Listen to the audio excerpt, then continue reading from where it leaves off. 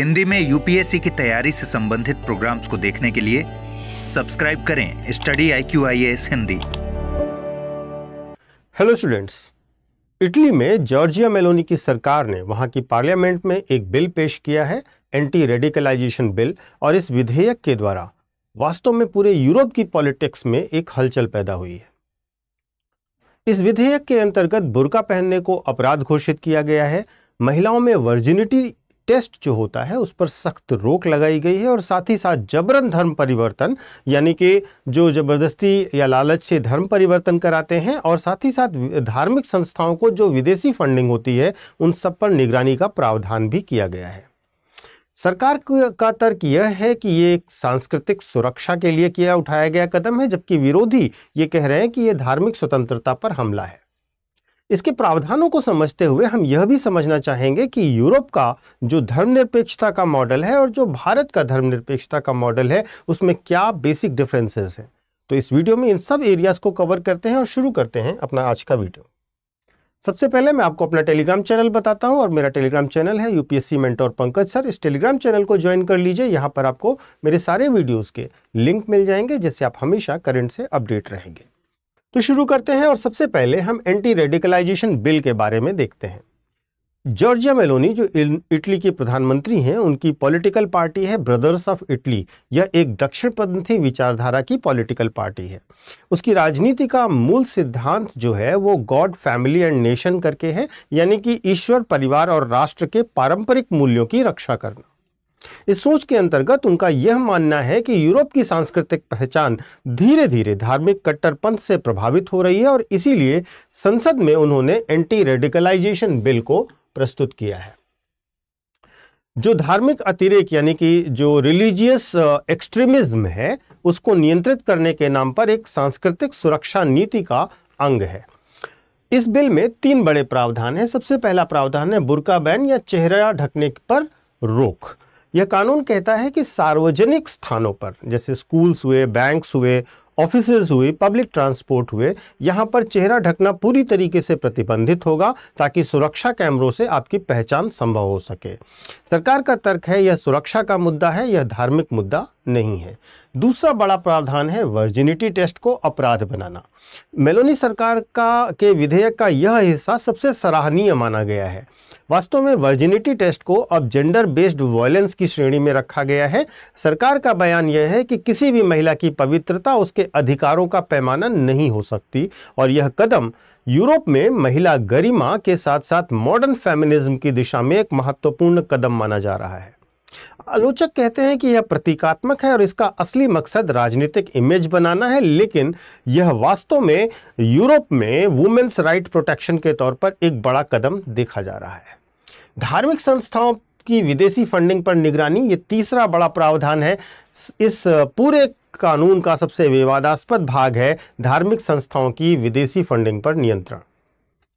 अब किसी भी धार्मिक संस्था को विदेशी सहायता लेने से पहले, जो इटली में हो, उसको सरकार को विवरण देना होगा, उसका एक्सप्लेनेशन देना होगा। मेलोनी सरकार इसको ट्रांसपेरेंसी लॉ कह रही है, लेकिन विपक्ष कह रहा है कि यह कानून इस्लामी संस्थाओं और मस्जिदों को टारगेट करते हुए बनाया गया है, यानी सिक्योरिटी के नाम पर माइनॉरिटी टारगेटिंग की जा रही है। तो ये 3 बड़े प्रावधान थे जो इस बिल से निकलते हैं। अब हमें यह समझना होगा कि रिलीजियस फ्रीडम और नेशनल सिक्योरिटी के बीच में क्या रिलेशन है। यहाँ पर देखिए, सरकार का तर्क यह है कि सार्वजनिक सुरक्षा सर्वोपरि है, चेहरा ढकना पहचान छिपाने का माध्यम बन रहा है। वहीं मानवाधिकार समूह कह रहे हैं कि यह European convention on human rights article 9 का स्पष्ट उल्लंघन है, क्योंकि हर व्यक्ति को अपनी धार्मिक पहचान व्यक्त करने की स्वतंत्रता मिलती है इस अधिनियम के अंतर्गत। यह वही द्वंद्व है जो दुनिया के हर लोकतंत्र में मौजूद है, व्यक्तिगत स्वतंत्रता बनाम सामूहिक सुरक्षा का। और भारत में भी यही संतुलन अनुच्छेद 25 में देखने को मिलता है, जहां स्वतंत्रता दी गई है लेकिन पब्लिक ऑर्डर और मोरालिटी की शर्तों के साथ साथ दी गई है। देखिए, ऐसा नहीं है कि यह केवल यूरोप में पहला कदम है जो उठाया गया है।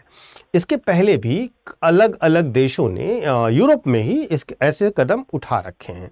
तो सबसे पहले तो हमें यूरोप के सेकुलरिज्म को समझना होगा। देखिए, यूरोप का जो सेकुलरिज्म मॉडल है उसकी शुरुआत वास्तव में होती है फ्रेंच मॉडल से। जहां पर राज्य को धर्म से अलग किया गया और नागरिक अपनी आस्था को निजी दायरे में रखें, ऐसा प्रावधान किया गया। लेकिन 9/11 के बाद यूरोप में एक नई सोच उभरती है। 9/11 के अटैक के बाद धर्म की आजादी को वो ठीक मान रहे होते हैं, लेकिन धर्म से सुरक्षा और सांस्कृतिक पहचान को खतरा भी उसके बाद इन लोगों ने आइडेंटिफाई किया।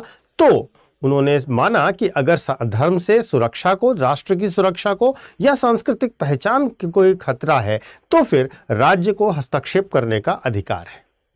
यही विचार धीरे धीरे करते करते कल्चरल सेकुलरिज्म से सिक्योरिटी ओरिएंटेड सेकुलरिज्म बन गया, यानी कि यूरोप का सेकुलरिज्म 2.0 का मॉडल बन गया। अब इसके पहले, मेलोनी सरकार से पहले अगर हम देखें तो फ्रांस का एक बड़ा उदाहरण है। फ्रांस ने वर्ष 2010 में बुर्का बैन कर दिया था। 2010 में बुर्का बैन करने वाला पहला यूरोपीय कंट्री बनता है फ्रांस, और उसने कहा कि पब्लिक प्लेसेस में बुर्का या चेहरा ढकने की कोई भी प्रथा पर पूरा प्रतिबंध लगाया जाता है। उनका तर्क था कि यह रिपब्लिकन वैल्यूज यानी कि समानता के सिद्धांत और सार्वजनिक सुरक्षा दोनों से अलग हैं और दोनों का वायलेशन करते हैं। लेकिन आलोचकों ने इसके बारे में कहा कि ये इस्लामोफोबिया को वैधता देता है, यानी फ्रांस ने पहला प्रेसिडेंट सेट किया जहां पर धार्मिक स्वतंत्रता से ऊपर पब्लिक ऑर्डर को प्राथमिकता दी। फ्रांस के बाद अगर हम देखें तो बेल्जियम और डेनमार्क ने भी 2011 से 18 के बीच में प्रतिबंध लगा दिया इस तरीके से, जैसे कि 2011 में बेल्जियम ने पब्लिक आइडेंटिटी छिपाने वाले किसी भी वस्त्र पर प्रतिबंध लगा दिया और डेनमार्क ने 2018 में स्कूल्स में और पब्लिक ऑफिसेज में हिजाब की सीमाएं तय कर दी। इन दोनों ने कहा कि वे धर्म के खिलाफ नहीं हैं, लेकिन पब्लिक इंटीग्रेशन के लिए यह जरूरी है, यानी धर्म के नाम पर अलग पहचान को अब यूरोप में इंटीग्रेशन बैरियर माना जाने लगा है। अब यही कदम उठाया है इटली ने। इटली ने कल्चरल सिक्योरिटी का एक बड़ा मॉडल सामने रखा है और इटली ने कहा, या हम कहें कि प्रधानमंत्री मेलोनी का ये जोर देकर कहा गया तर्क है कि हमारी सांस्कृतिक जड़ें क्रिश्चियन हेरिटेज में हैं और हम इसे किसी बाहरी प्रभाव से कमज़ोर नहीं होने देंगे।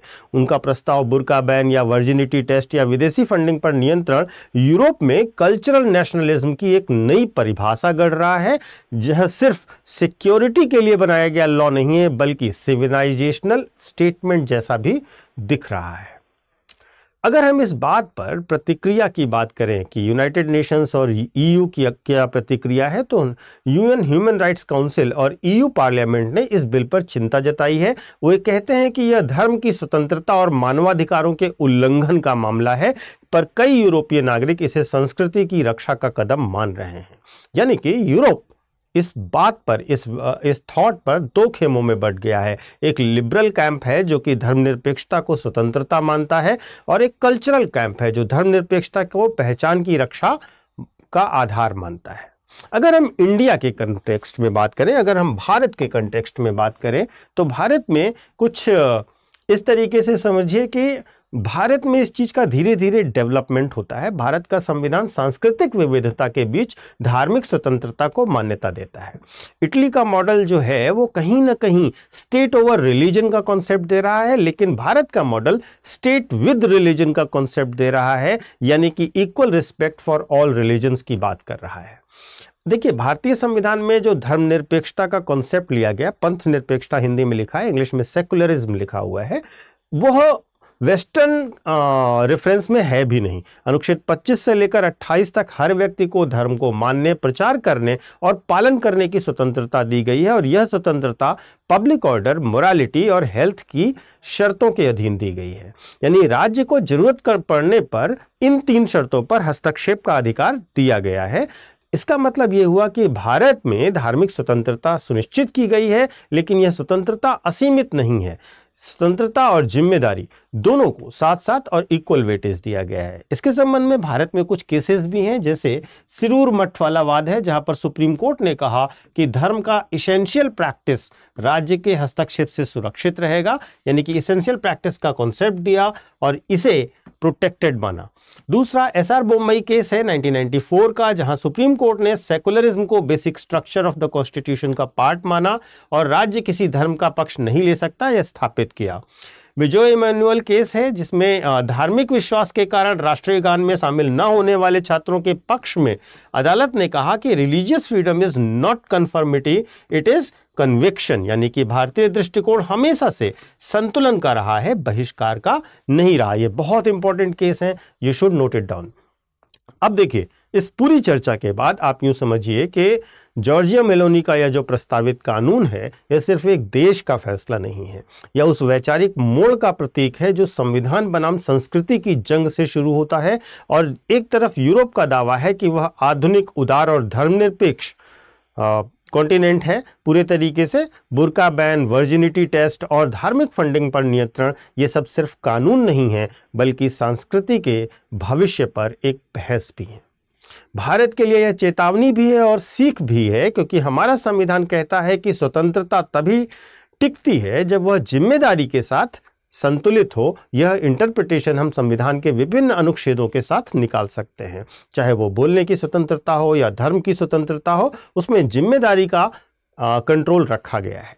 हमारी सांस्कृतिक विविधता में भी एकता की गारंटी है और यही भारत की असली ताकत भी है। न किसी धर्म के पक्ष में, न किसी धर्म के खिलाफ, बल्कि हम एक साथ सबको लेकर चलने की परंपरा का निर्वहन करते हैं। इसीलिए जब हम देखते हैं इटली का कानून, तो हमें लगता है कि यह सवाल सिर्फ यूरोप का नहीं है, सवाल यह है कि आने वाले दशकों में क्या धर्मनिरपेक्षता का चेहरा बदलेगा।